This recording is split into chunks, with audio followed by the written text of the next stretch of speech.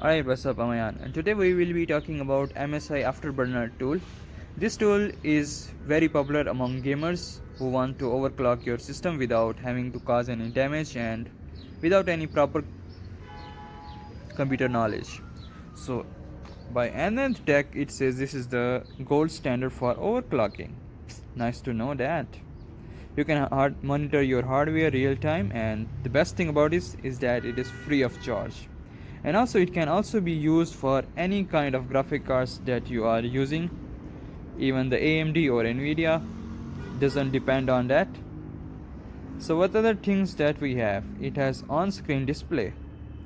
So, if you want to keep an eye on your frames per second or other hardware monitoring, you can use that. You can also change your hardware fan speeds. Here are some MSI center available with this. There are lots of things that come with this tool. So first of all, we need to go to this website. I will provide the link in the description, and we need to download the final version. We will never be using the beta versions, only the stable versions. Let's save it and wait for it to be downloaded completely. You can also use the beta version if you're interested in that, but I do not recommend that you go with beta. I always recommend to go with the stable version of the software because beta might have some issues because that was early released. So now all we need to do is wait for the download to complete, and then we will get right into it.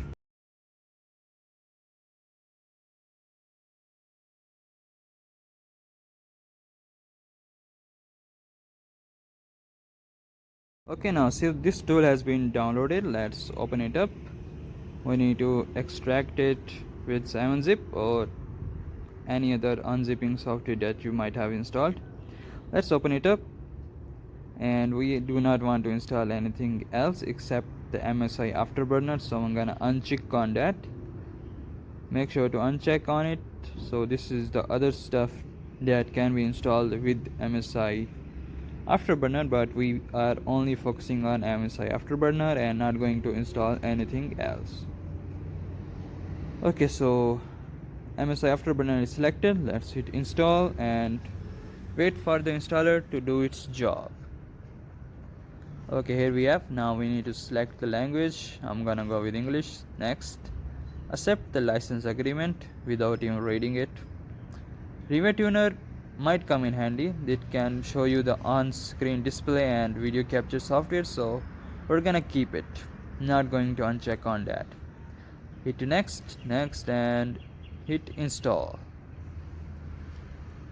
Yep.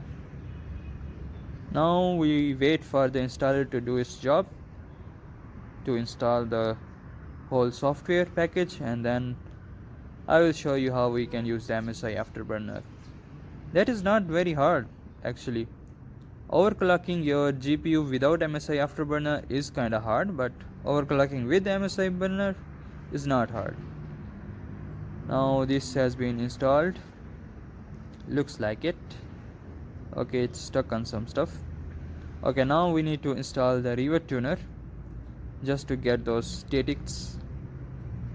You have to use Rivet Tuner. You can also monitor if your system has done any changes after you have overclocked your GPU. But I have a very old GPU and also a laptop version of a GPU, so I might not be able to overclock completely. So I'm sorry I can't show you some stuff like that, but I will show you as much as I can. Okay, so this is the Rivet Tuner readme file, which no one cares about, man. Okay, nothing to see here, only the. So we're gonna untick the readme. Okay, so MSI Afterburner is now opened. This is the interface you can see from here. Let me just full screen it for you. What did I do? I just minimized it. You can open up right here. You can change some settings. You can lock your settings.